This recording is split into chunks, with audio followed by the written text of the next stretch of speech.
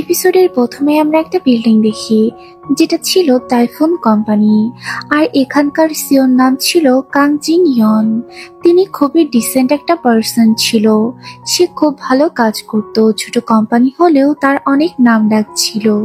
একজন রিপোর্টার আসে তার কোম্পানির সব এমপ্লয়ারদের ইন্টারভিউ নিতে। রিপোর্টারটি এখানকার সমস্ত কিছুর ছবিও তুলে নেয়, আর একে একে সব এমপ্লয়ারদের সাথে উনি ইন্টারভিউ নিতে থাকেন। একে একে সমস্ত ডিপার্টমেন্ট ডিরেক্টরদের সাথে ইন্টারভিউ নেওয়া শুরু করে। আর তারা প্রত্যেকেই অনেক বেশি হ্যাপি ছিল তারা এখানে কাজ করত। কোম্পানির বিষয়ে সবাই অনেক ভালো ভালো কথা বলছিল। তখনই সেখানে একটা মেয়ে আসে যে সবাইকে চা দিচ্ছিল, আর সে ছিল আমাদের গল্পের নায়িকা। সিয়ন আসলে এখানে বুককিপার ছিল। রিপোর্টার ওকে জিজ্ঞেস করে, এত কাজ করতে কি তোমার খারাপ লাগে না নাকি?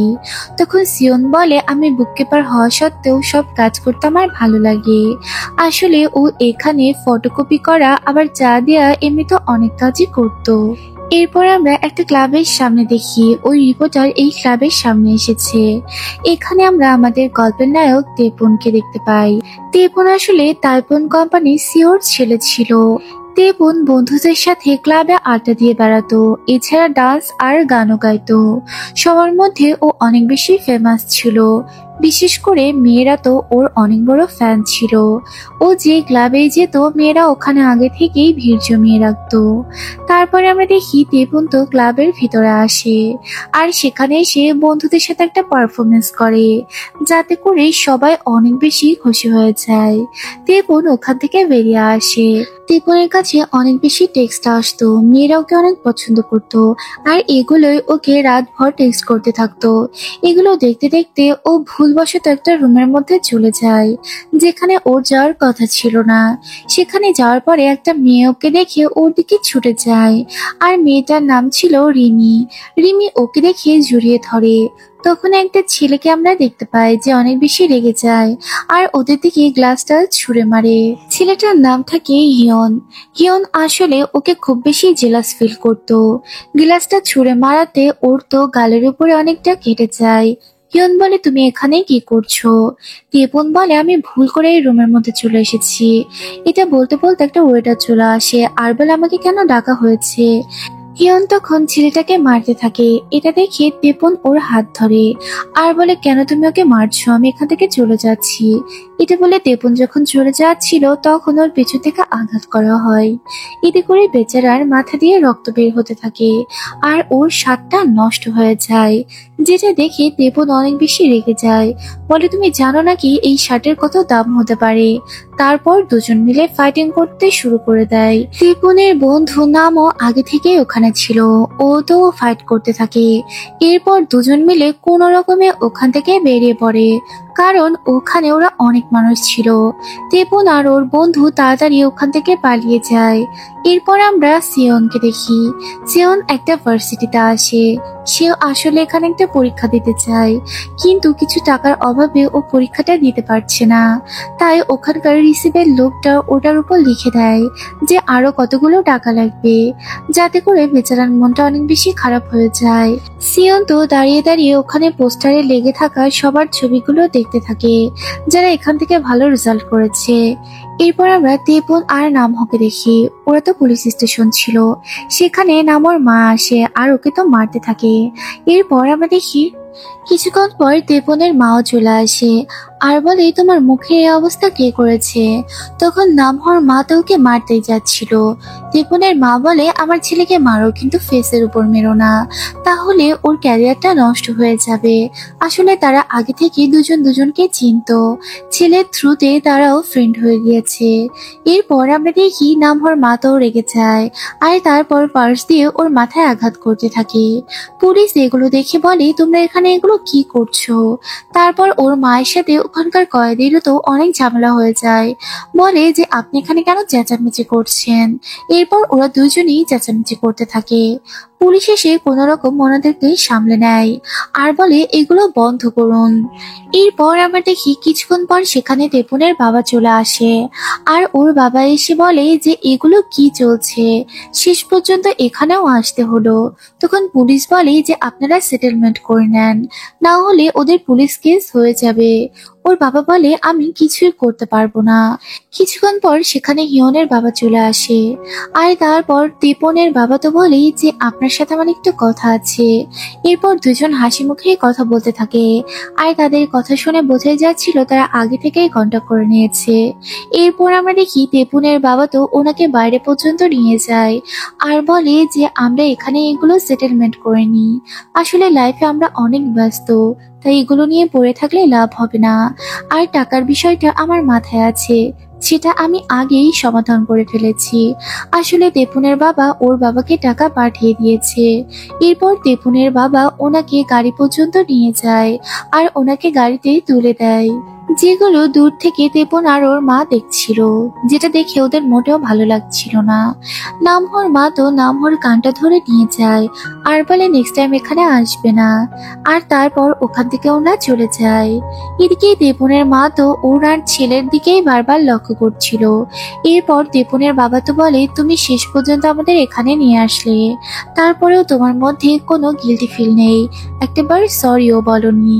তারপর উনি অনেক কথাই বলতে থাকেন। তখন তেপন বলে তোমার বলা শেষ হয়ে গেলে আমাকে কিছু টাকা দাও। এটা শুনে ওর বাবা রেগে যায় আর ওকে তো একটা চড় মেরে দেয়, যাতে করে তেপনের অনেক খারাপ লাগে। আর ও কোনো কথা বলে না, শুধু বাবার দিকে তাকিয়ে থাকে।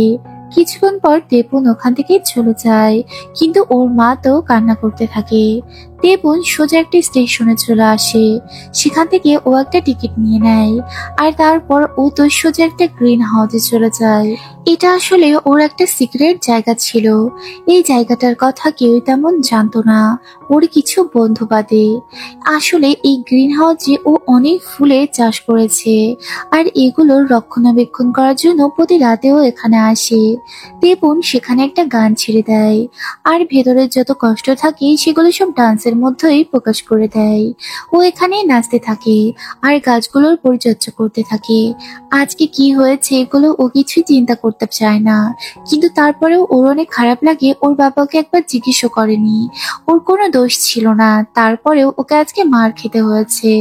এগুলো ভাবতে থাকে আর কাজ করতে থাকে। তারপর আমরা দেখি সকাল হয়ে যায়। ওখান থেকে বেরিয়ে আসলে ও কতগুলো ফুল দেখে, যেগুলো ওর নিজেরই লাগানো ছিল। তারপর কতগুলো ফুল ওখান থেকে নিয়ে নেয়, কিন্তু ওর চোখে অনেক ঘুম ছিল। তেপন যেখানে দাঁড়িয়ে ছিল ওখানে আমরা সিয়নকেও দেখি। ওরা আসলে একই স্টেশনে ছিল, ট্রেনের জন্য অপেক্ষা করছিল। আর এইদিকে তেপনের অনেক বেশি ঘুমও পাচ্ছিল, ও ঠিকভাবে দাঁড়িয়েও থাকতে পারছিল না। তাই ও তো সিয়নের ঘাড়ের উপর গিয়েই পড়ে যায়। সিয়ন অনেক বেশি এম্বারেস ফিল করে, তেপন ওকে সরি বলে। তারপর ওরা দুজনেই ট্রেনে উঠে যায়।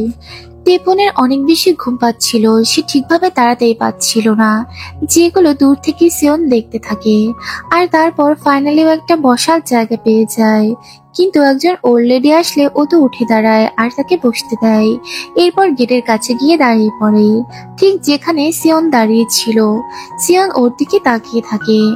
এরপরে সিয়ন একটা পেপার পড়তে থাকে আর তেপন কিছুক্ষণ পরে সিয়নের দিকে হা করে তাকিয়ে থাকে, যেটা সিয়ন খেয়াল করে আর বারবার ওর দিকে তাকাতে থাকে। কিছুক্ষণ পর আমরা বুঝতে পারি আসলে তেপন ওর দিকে তাকিয়ে নেই। ওখানকার পেপারে কিছু একটা লেখা ছিল, যেটা ও দূর থেকে দেখতে পাচ্ছিল আর পড়ছিল, কিন্তু সিয়ন ভাবছিল ওর দিকেই তাকিয়ে আছে। ও আসলে একটা ব্র্যান্ডের ড্রেস দেখছিল। তাইপনের এরকম তাকিয়ে থাকায় সিয়ন অনেক বেশি লজ্জা পাচ্ছিল। এটা বুঝতে পেরে তাইপন ওর চোখটা সরিয়ে নেয় আর তারপর ওখানেই চুপচাপ দাঁড়িয়ে থাকে। কিছুক্ষণ পর ওর স্টেশন চলে আসলে ও নেমে যায়, কিন্তু ওর ওই ফুলের তোড়া থেকে একটা ফুল নিচে পড়ে যায়, যেটা সিয়ন দেখতে পায়। তারপর আমরা দেখি প্রতিদিনের মতো সিয়ন ওই স্টপে নেমে যায় আর কোম্পানিতে চলে আসে আর তারপর একে একে সব কাজগুলো করতে থাকে। সব কাজ করা হয়ে গেলে আমরা দেখতে পাই ও তো ওই ফুলটা যত্ন করে নিয়ে এসেছে। তারপর সিয়ন ওই ফুলটা বের করে নেয় আর একটা ওয়াটার পটের মধ্যে ফুলটা রেখে দেয়।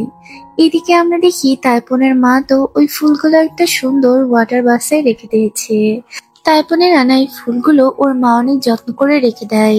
আর এদিকে তাইপন ঘুমাতে থাকে তারপর ওর বাবা তো রুমের মধ্যে যায়, আর যাওয়ার পরে উনি ওই ফুলগুলো দেখতে পায়। তাইপুনের মা এই ফুলগুলো ওরই রুমে রেখেছিল। ওর বাবা এই ফুলগুলো দেখতে পেয়ে অনেক যেন খুশি হয়ে যায়, আর উনিতে স্মাইল করতে থাকে।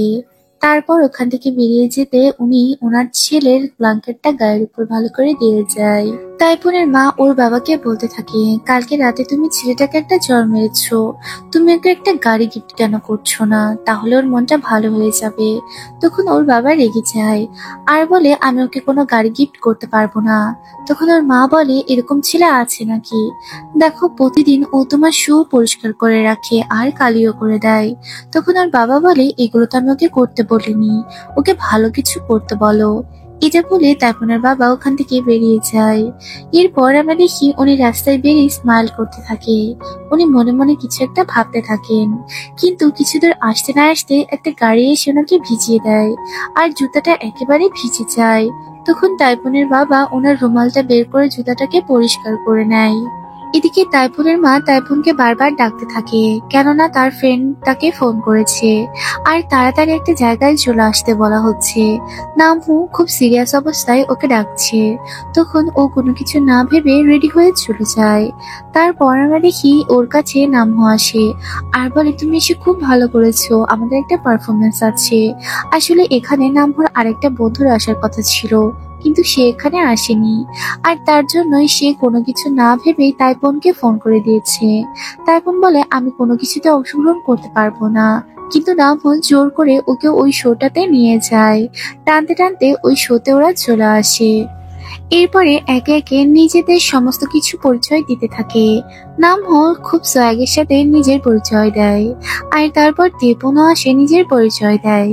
এরপর আস্তে আস্তে এখানকার অনুষ্ঠানগুলো ভালো জমে ওঠে। ওরা এখানে অনেকগুলো গেমস খেলে, এখানে অনেক মেয়েরাও আছে। এক পাশে মেয়ের দল আর আরেকদিকে ছেলেদের দল। সেখানে একটা মেয়ে তাইপুনকে জিজ্ঞেস করে যে, তোমার পছন্দের ফুল কি? তখন তাইপুন বলে, আমার পছন্দের ফুল কসমস। যেটা শুনে ওরা সবাই অবাক হয় আর বলে, এটা তো খুবই কমন ফুল। ও বলে, আমার এটা অনেক বেশি পছন্দ, কমন বলেই আমি খুব পছন্দ করি। ওদের এই শো এর একটা পর্যায়ে এসে সবাই গান গাইতে থাকে আর তারপর সাথে ডান্সও করতে থাকে। তাইপুনকে সবাই অনেক পছন্দ করতে দেখে ওখানে মেয়েরাও উঠে আসে আর সবাই ওর সাথে ডান্স করতে থাকে। এরপর আমরা একটা মেয়েকে দেখি যার নাম থাকে মিহু। মিহু এখানে গান গাইতে থাকে, কিন্তু বারবার ও তো শুধু নামহর দিকে কিছু একটা লক্ষ্য করে বলছিল। এতে করে তাইপুন খুব ভালো করে বুঝে ফেলে যে মেয়েটা নামহুকে হয়তো পছন্দ করে, তাই ও তো ওর নাম্বারটা নিয়ে নিতে বলে। এরপর আমরা দেখি ওরা ওর ওই বন্ধুকে ফোন করে, কিন্তু ওর বন্ধুর ফোনটা বন্ধ থাকে। এরপর আমরা তাইপুন কোম্পানি দেখি, এখানে সবাই অনেক মনোযোগ দিয়ে কাজ করছিল। তখনই সেখানে কাংজি চলে আসে আর এসে ওদেরকে একটা গুড নিউজ দেয়। উনি বলেন খুব শীঘ্রই বড় একটা কোম্পানির সাথে ওরা ডিল করতে যাচ্ছে। তখনই তাদের ফোন চলে আসে। এতে করে সবাই অনেক বেশি খুশি হয়, কিন্তু উনি আরো একটা কথা বলে। উনি বলে উনি খুব কনফিউজড, উনি রিস্ক নিতে চাচ্ছে না। যদি এই কোম্পানির সাথে উল্টাপাল্টা হয় তাহলে ওদের ক্ষতি হয়ে যাবে। কিন্তু এদিকে সবাই হিসাবও করে ফেলে যে তারা কত প্রফিট পাবে। কিন্তু আমরা দেখতে পাই উনি অনেক বেশি টেনশন করছিল। সিয়ন তখন চা দিতে আসলে উনি তো ওকে বসতে বলে আর বলে, তুমি কি মনে করো আমি কি সিদ্ধান্ত নিতে পারি? তখন সিয়ন বলে, আমি মনে করি এই সিদ্ধান্তটা না নেওয়াই ঠিক হবে, বড় কোম্পানির সাথে যেহেতু রিস্ক রয়েছে। এরপর আমরা মিহুকে দেখি। মিহু তো রাতে কোথাও একটা বেরোচ্ছিল, ও আসলে ওর ভাই আর দাদির সাথে থাকতো। তারপরে সেখানে আমরা সিয়নকে দেখি। সিয়ন আর মিহু আসলে বোন ছিল। সিয়ন ওর বড় বোন ছিল। ও রাতের বেলায় ওকে বাইরে যেতে নিষেধ করে, আর তার জন্য ও ঘরের মধ্যে পার্টি করতে থাকে। সেখানে ও সিয়নের একটা ডায়েরি পায়। মিহু এটা পড়তে থাকে, যেখানে লেখা ছিল, ভার্সিটিতে উঠলে আমি কোনো ছেলেকে ডেট করব না। এগুলো নিয়ে ওরা অনেক মজা করে। এরপর আমরা তেপনকে দেখতে পাই। তেপন তো ওর গ্রিন হাউসে থাকে। ও আসলে গোলাপ ফুলের সাথে অন্য ফুলের একটা মিশ্রণ করছিল, যাতে করে ও অন্যরকম একটা ফুল তৈরি করতে পারে। আর ও এই কাজটা সারা রাত করতে থাকে।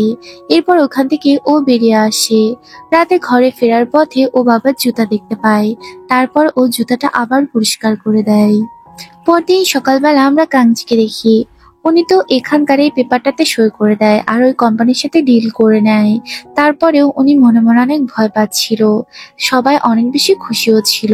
সিয়ন ওই ডকুমেন্টসটার একটা ফটোকপি করে রাখে আর তারপর ওটা যত্নে রেখে দেয়। কিন্তু ওরও অনেক মন খারাপ ছিল, ও অনেক ভয় পাচ্ছিল। এরপর আমরা দেখি রাতের বেলায় তেপন আর ওর বন্ধুরা সবাই বাইরে থাকে। তখনই সেখানে রিমি আর হিয়ন চলে আসে। রিমি তো ওকে দেখা মাত্রই গাড়িটা বন্ধ করতে বলে আর বাইরে এসে বলে, তুমি আমার সাথে আজ কতদিন কেন দেখা করছো না? এটা দেখার পরে হিয়ন তো মেয়েটার হাত ধরে টানতে থাকে আর বলে, তাড়াতাড়ি গাড়িতে গিয়ে বসো। রিমি বলে, আমি তোমার সাথে এখন যেতে পারবো না। কিন্তু ছেলেটা ওকে জোর করে। এতে করে তেপন অনেক রেগে যায় আর বলে, ওর হাতটা ছেড়ে দাও, ও আমার সাথেই যাবে। তাতে করে ও রাগ করে গাড়িতে উঠে বসে। হিয়ন তো ওদের দিকে গাড়িটা নিয়ে এগিয়ে যায়, কিন্তু তেপন ওখানেই দাঁড়িয়ে থাকে। এরপরে ওরা সবাই তো একটা ক্লাবে আসে। সেখানে তেপন ওর ওই বন্ধুটার কথা জিজ্ঞেস করে, যে বন্ধুটার খোঁজ ওরা বেশ কিছুদিন ধরে পাচ্ছে না। তখন সবাই বলে, ও নিশ্চয়ই কোনো প্রবলেমে পড়েছে। তেপন কোনো কিছু না ভেবেই বন্ধুটার বাড়ির সামনে চলে যায়। সেখানে গিয়ে ও অনেক চিঠি দেখতে পায় আর তারপর একটা লোককে দেখে। ও তো লোকটার পিছু নিতে থাকে। কিছু দূর গেলে বুঝতে পারে এটা ওর বন্ধুই ছিল। তখন ওর বন্ধু বলে, তুমি আমার বাড়ির সামনে এসো না, কেননা কিছু লোক আমাদেরকে আজ কতদিন তাড়া করছে, আমরা পালিয়ে বেড়াচ্ছি। তখন এটা শুনে ও কোনো কিছু না ভেবে ওর সমস্ত কার্ড বের করে দেয়, মানি ব্যাগটাও দিয়ে দেয়। এছাড়া ছোটখাটো অনেক জুয়েলারি থাকে যেগুলো দিয়ে দেয়, বলে এগুলো তুমি তোমার কাছে রাখো।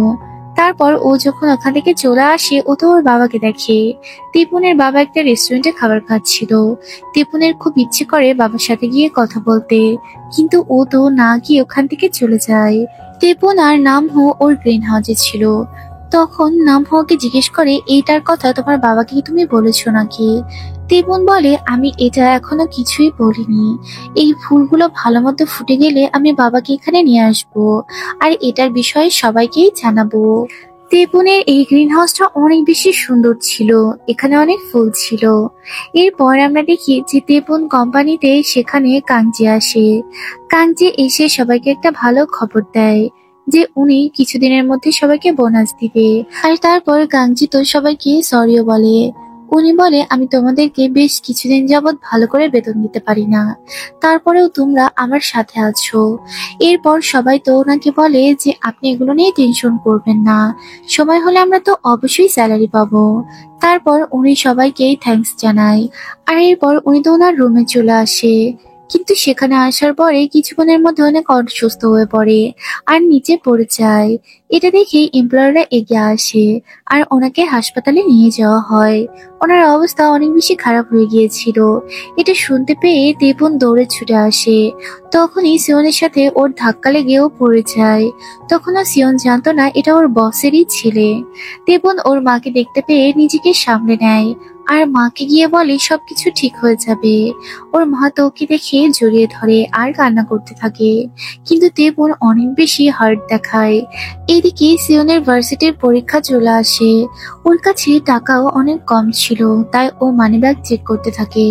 তারপরে ও তো ওর সঞ্চয়ের বইটা বের করে, যেখানে ও ছোট্ট ছোট্ট করে অনেক কিছুই সঞ্চয় করেছে।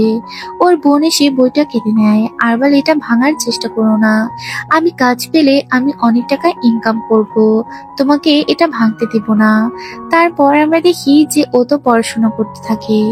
এদিকে রাতের বেলায় তেপন ওর বাবার কাছে যায়। গিয়ে দেখতে পায় ওর বাবা ওর মা একই সাথে রয়েছে। ওর মা নিচে বসে আছে।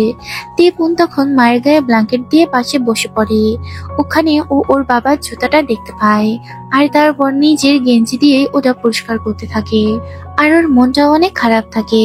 এরপর আমরা সিয়নকে দেখি। ও তো দিনের বেলা পরীক্ষা দেয় আর তারপর রাতে এসে রান্না করতে থাকে। ও ওর বসকে এই খাবারগুলো দিতে যাবে। ওর বোন বলে, তোমার বস তো তোমাদেরকে স্যালারিও দেয় না, তারপরেও তোমরা কেন ওকে খাবার দিতে যাচ্ছ? তখন আমরা দেখি সিয়ন বলে, তুমি ভুলে যেও না, সেই তোমার টিউশনের সমস্ত কিছু পে করেছে।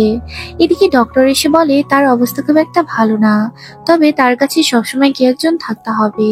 তেপন সারা রাত বাবার কাছে বসে থাকার সিদ্ধান্ত নেয়, কিন্তু কিছুক্ষণ পর ওর কাছে ফোন আসে। ওর বন্ধু ওকে ফোন করে, রিমিওকে তাড়াতাড়ি যেতে বলে, কেননা সে একটা বিপদে আছে, তাকে আটকে রাখা হয়েছে।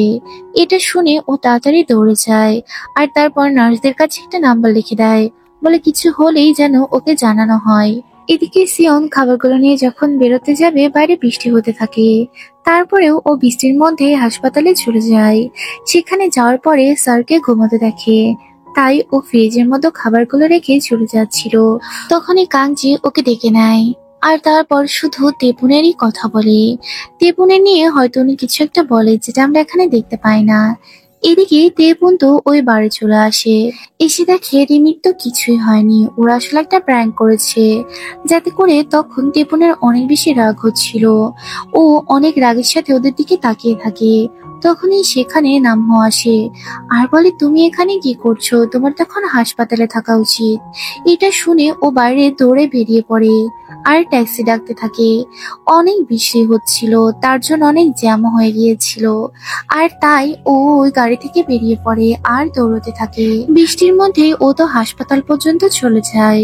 সেখানে যাওয়ার পরে ও একটা ডেড বডিকে বের করতে দেখে। এরপরে ও দেখে ওর মা তো দাঁড়িয়ে কান্না করছে। আর তারপর ওর মা ওর দিকে ছুটে আসে, আর বলে, তুমি বাবাকে রেখে কোথায় গিয়েছিলে? এটা বলে উনি তো তেপুনকে জড়িয়ে ধরে।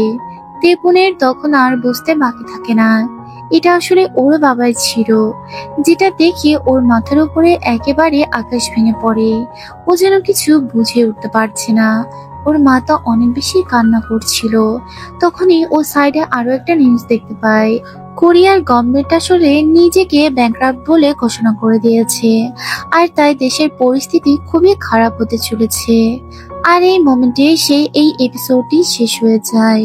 এপিসোডটি ভালো লাগলে ভিডিওতে একটা লাইক করে দিও, আর কমেন্টস করতে ভুলো না। আর পরবর্তী এপিসোড দেখতে চাইলে চ্যানেলটাকে সাবস্ক্রাইব করে দিও। Thanks for watching. আল্লাহ হাফেজ।